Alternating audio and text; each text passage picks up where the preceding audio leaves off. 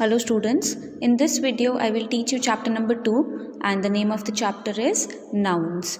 There are slides of notes given in the video. Please read them along with me so that you understand in a better way, and further you will do the bookwork in your fair notebooks. So what are nouns?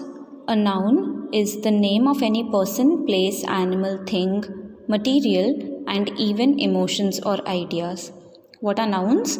Nouns are name of any person, any place, any animal, thing, material and even emotions or ideas. There are 5 kinds of nouns: proper noun, common noun, collective noun, abstract noun and material noun. Now in details we will study about the different types of nouns. So the first type of noun is proper noun. What are proper nouns? Nouns that name particular places, persons or objects are called proper nouns. Proper nouns are words which name specific people, things or places.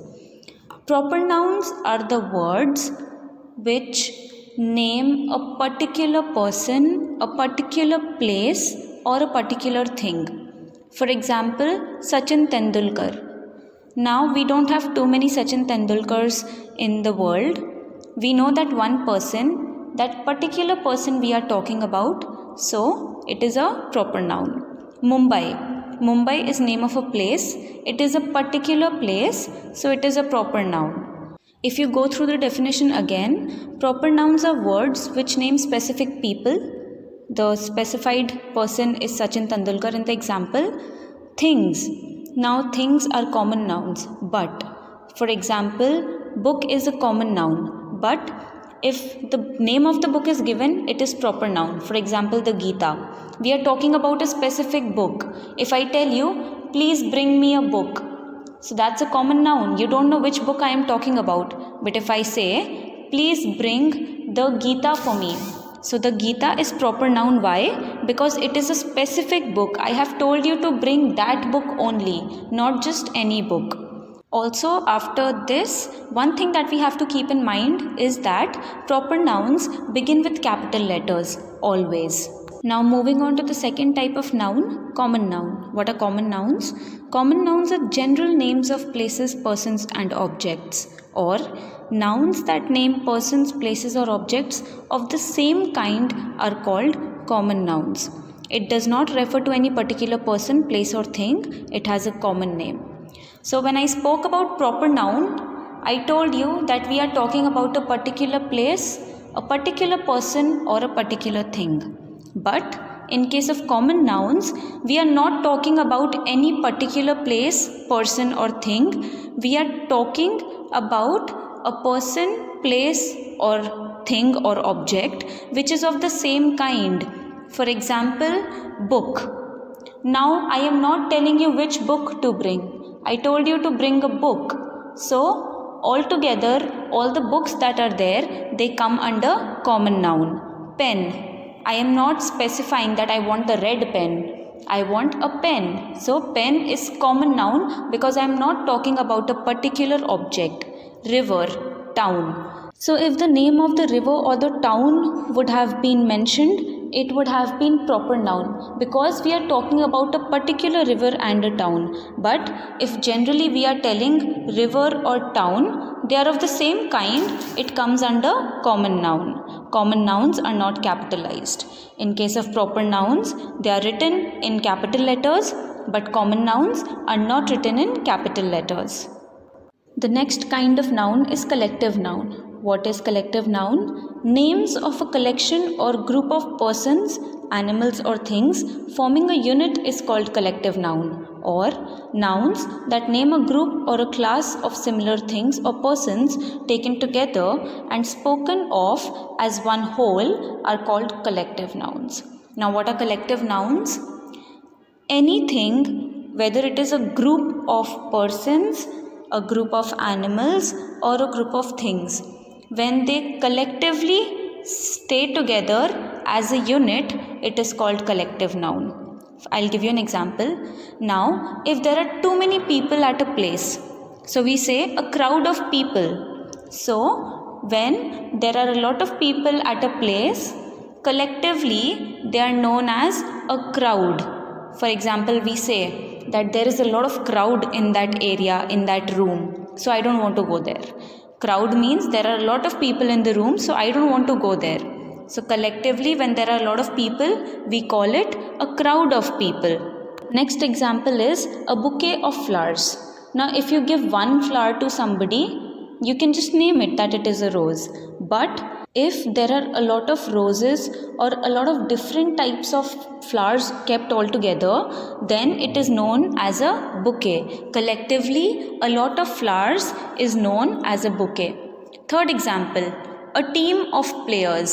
So basically, when there are a lot of players playing together a particular sport, we call them a team of players. So when there are a lot of players in the field, on the ground, then collectively they are known as a team.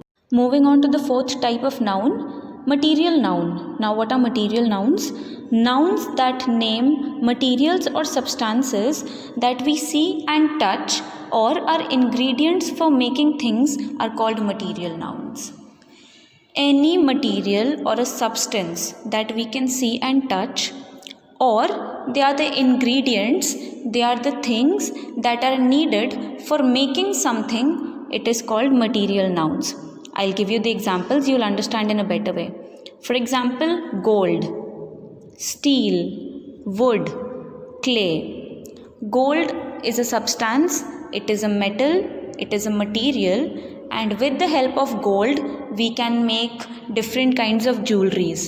So gold is an ingredient, it is a material with the help of which we can make a new thing. So it is a material noun. Similarly, steel. There are utensils of steel. Utensils means plates, glasses, spoons, etc. So with the help of steel, we make different types of utensils. So that's why steel is a material, because with the help of this material, a new thing is formed. Similarly, with the help of wood, we can make furnitures. We can also make a wooden house, a wooden dog house. So wood is a material, it's an ingredient with the help of which something new is formed. So that's why it comes under material noun. And the last example is clay. With the help of clay, children play with them and make different things. So clay is an ingredient with the help of which we can form new things. So this is called material noun. Now there are few things that we have to keep in mind. Material nouns are used in singular form. The nouns that are material nouns, they are used in singular form. Singular noun is one and plural is more than one. So material nouns will also be one in number. It is going to be singular. No article is used before them. Articles are a, an and the. Before the name of the material noun, there won't be use of a, an and the. And last point is, a material noun becomes a common noun when there is an article before it or if the noun is in the plural form. I repeat, material nouns are always singular and no article is used before them. But if a material noun is plural in form or an article is used before the noun, then it becomes a common noun. I repeat, if a material noun is in plural form or an article is used before it, then it becomes a common noun. And finally, the last kind of noun is abstract noun. What are abstract nouns? Names of qualities, ideas, emotions and such things which we cannot see or touch are abstract nouns. Now, what are abstract nouns? Abstract nouns are names of qualities. Quality can be honesty, caring, ideas, emotions and such things which we cannot see or touch. For example, love, beauty, anger, knowledge. These are emotions, these are feelings, these are ideas that we cannot touch. So, these are abstract nouns. Abstract nouns can only be felt. You cannot see them, you cannot hear them, you cannot touch them. All you can do is feel them and notice them. So apart from the 5 kinds of nouns that we just learnt about, there are 2 nouns that we have to keep in mind. One is countable and second one is uncountable nouns. Now what are countable nouns? Countable nouns are the nouns that can be counted. Countable nouns are the nouns that we can count in numbers. Countable nouns have both plural and singular forms. The nouns that are countable can be singular or plural. Usually most of the common and collective nouns are countable nouns. So all the examples, most of the examples of common nouns and collective nouns are usually countable. We can count them. For example, books, pens, etc. And what are uncountable nouns? Uncountable nouns are those that cannot be counted. Nouns that we cannot count are called uncountable nouns. Uncountable nouns have singular form only. In case of countable, the nouns were both singular and plural, but in uncountable nouns, they are all singular in form. Proper nouns like names of countries such as India, Pakistan, names of particular places such as Delhi, Bihar, and names of particular persons or things are unique. So, they are uncountable nouns.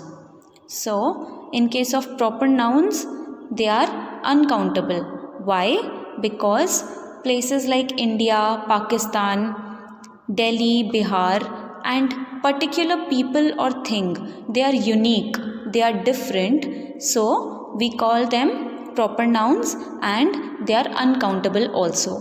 Material nouns like sugar, milk, tea, glass are uncountables. Now, you cannot count sugar. You cannot count milk, you cannot count tea leaves, and you cannot count glass. So that's why we call them uncountables. Lastly, abstract nouns like honesty, knowledge, beauty are uncountables. We cannot count how honest the other person is. We cannot count how much knowledge somebody has, how much beautiful somebody is. So that's why even these nouns are uncountable. That's it for the chapter and the video. Nouns is a topic that we have been doing from the junior classes. So in case there is any doubt or if there is any particular topic that you did not understand, please feel free to clear them. You can give me a call during the school hours and clear your doubts. That's it for the chapter and the video. Thank you so much for the patience, all of you.